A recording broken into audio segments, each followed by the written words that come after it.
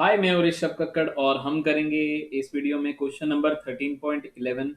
कुछ भी नहीं है। इस चैप्टर में जितनी रिएक्शंस करी हुई हैं अगर वो आपको आती हैं तो ये क्वेश्चन अच्छे से आराम से जल्दी से सॉल्व हो जाएगा। फटाफट से एक गो थ्रू मार लेते हैं। आप देखिए ध्यान से C6H5NH2, दिस इज एनिलीन यानी कि बेंजीन पे NH2। आपको रिएजेंट याद होना चाहिए CHCl3KOH। मेरे को याद है कि CHCl3 और KOH कार्बाइल एमीन रिएक्शन नाम है इसका। इसका नाम है कार्बाइल एमीन रिएक्शन। कार्बाइल अमीन रिएक्शन। कार्बाइल अमीन रिएक्शन के अंदर आपने क्या किया था? आपने इसके अंदर आइसोसाइनाइड प्रिपेयर किया था। मुझे याद है आपने इसमें आइसोसाइनाइड प्रिपेयर किया था। और आइसोसाइनाइड कुछ इस तरीके से प्रिपेयर होता है। एनसी होता है आइसोसाइनाइड, आपको याद होना चाहिए। साथ में आइसोसाइनाइड तो बन गया, साथ में इसके अंदर KCl और H2O साइड प्रोडक्ट निकल जाएगा। राइट, साइड प्रोडक्ट कभी कभी भूल भी जाते हैं तो बोर्ड के पेपर में जो टीचर्स होते हैं लूज मार्किंग करते हैं थोड़ी सी, तो उस केस में नंबर मिल जाएंगे, वरना आपको लिखनी है। और अच्छे से लिखना हो तो इसको बैलेंस भी कर दीजिएगा। अगर बैलेंस कर सकें तो बहुत ही अच्छी बात है, वरना बैलेंसिंग की कोई जरूरत होती नहीं है। अगली रिएक्शन की अगर मैं बात करूं C6H5N2Cl, right. C6H5N2Cl is benzene diazonium chloride. What is this? This is benzene diazonium chloride. ये इसका फोटो कुछ इस तरीके से चमकता है, मैं नीचे बना रहा हूं, देख लीजिएगा। N2 पे प्लस Cl पे माइनस, आप ये लगा लीजिए ये बना है जाने के लिए। ये तो पैदा होते हैं जाने के लिए। ये तो बनते हैं जाने के लिए। बिकॉज N2 पे प्लस है, ये बहुत अच्छा लिविंग ग्रुप है। इसके अंदर क्या डाला है? H3PO2। आपको याद होना चाहिए हमारे पास बेंजीन डाइजोनियम क्लोराइड को तबाह करने के लिए, बेंजीन डाइजोनियम क्लोराइड को पूरे तरीके से नष्ट करने के लिए, उसको बेंजीन में कन्वर्ट करने के लिए दो रिएजेंट थे। एक था इथेनॉल, एक था H3PO2। तो H3PO2 डाला है इसके अंदर। H3PO2 एक रिड्यूसिंग एजेंट है।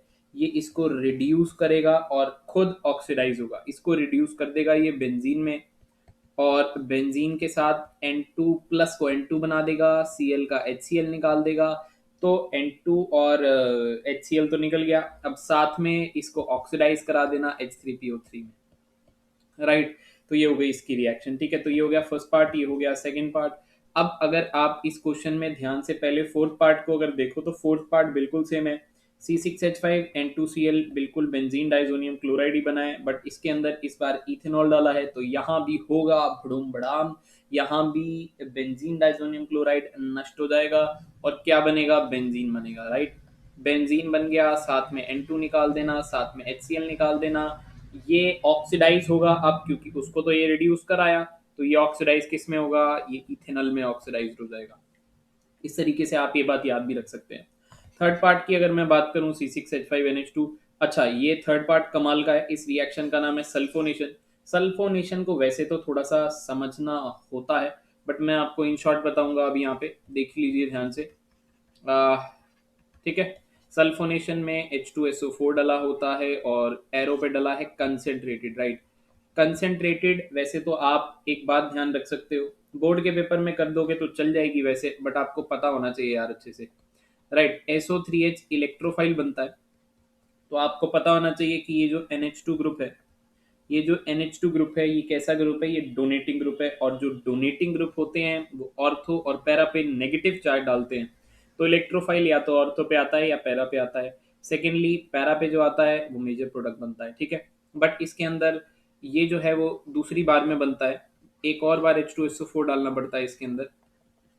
कंसेंट्रेटेड है मतलब ज्यादा अमाउंट में H2SO4 है, तो हम मान लेते हैं, डाल लेते हैं। अरे पीछे छुप गया मेरे। ठीक है, तो मैं इसको यहाँ से हटा दूंगा, बाद में बनाएंगे। इसको इसको नीचे बना लेते हैं। राइट, इसको घुमा के इधर ले आइए। तो ये जो है वो मैं सबसे पहले बनाना चाहूंगा।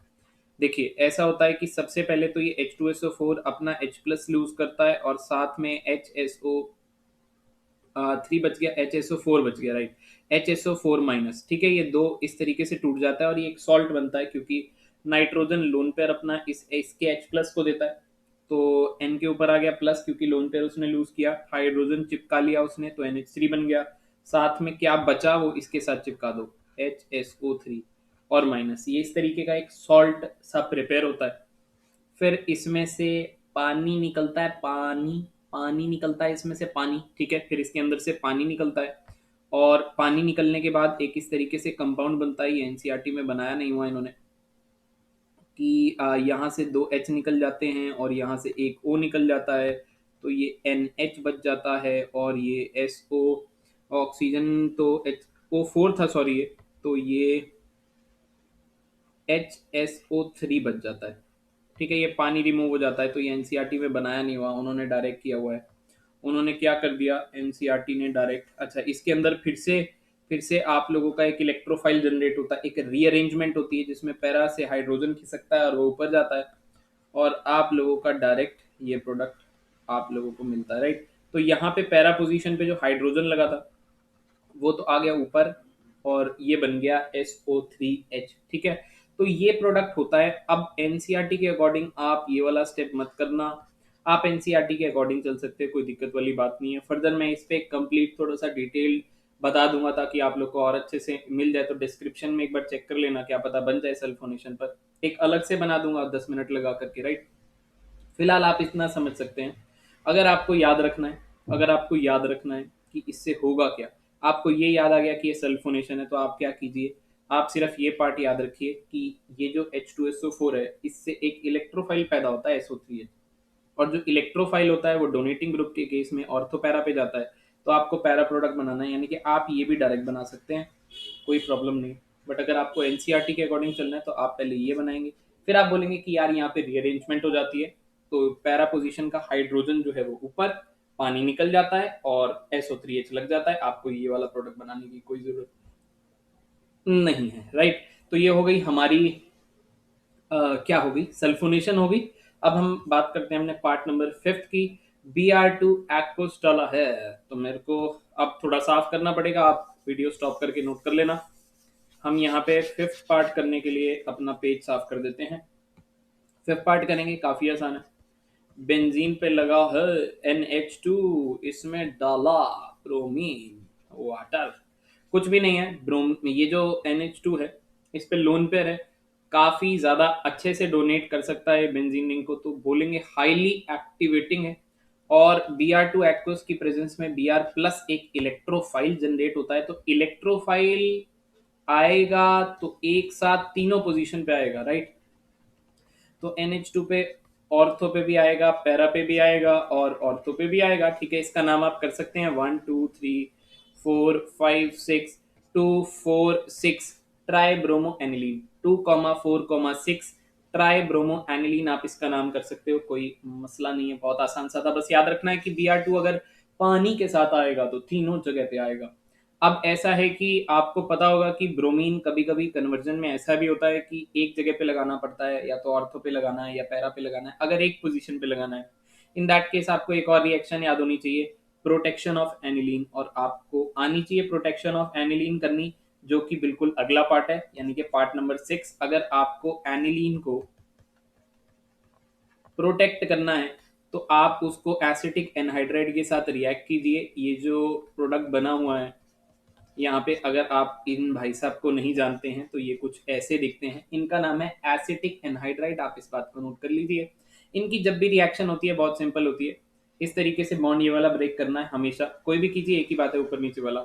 ऑक्सीजन पे हमेशा माइनस आएगा because it is more electronegative than carbon, and carbon पे आएगा प्लस।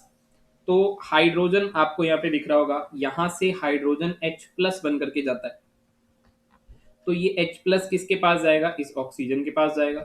तो ऑक्सीजन के पास जाएगा तो क्या बनाएगा, CH3 C double bond OH, और बच क्या जाएगा, कार्बन पे प्लस और NH पे माइनस, तो ये बेंजीन पे N के साथ H के साथ, ओ माय गॉड, ये बन जाएगा। तो यहां से आपको दो प्रोडक्ट मिलेंगे। अब इस प्रोडक्ट में आप अगर नीचे वाले प्रोडक्ट में अब ब्रोमीन डालोगे तो आप कहना भाई साहब केवल पैरा पोजीशन पे ही अच्छे से लग पाएगा, बिकॉज ये जो लोन पेयर है अब वो केवल बेंजीन रिंग को ही इलेक्ट्रॉन देता नहीं है, वो यहाँ पे पड़े कार्बन के साथ भी गुलू गुलू कर रहा होता है। तो इसका मतलब जो ब्रोमीन जाएगा वो एक ही जगह पे जाएगा अब, और ऊपर ए स्ट्रक्चर में तीनों जगह पे जाता है, क्योंकि नाइट्रोजन का लोन पेयर सिर्फ बेंजीन के लिए, वो बेंजीन रिंग पे भर भर के ऑर्थो पैरा पे माइनस डालता है, राइट।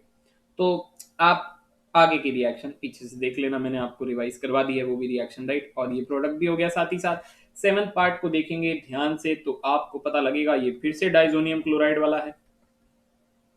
C6H5N2 पे प्लस, Cl पे माइनस है, इसके अंदर आपने क्या डाला, HbF4 डाला।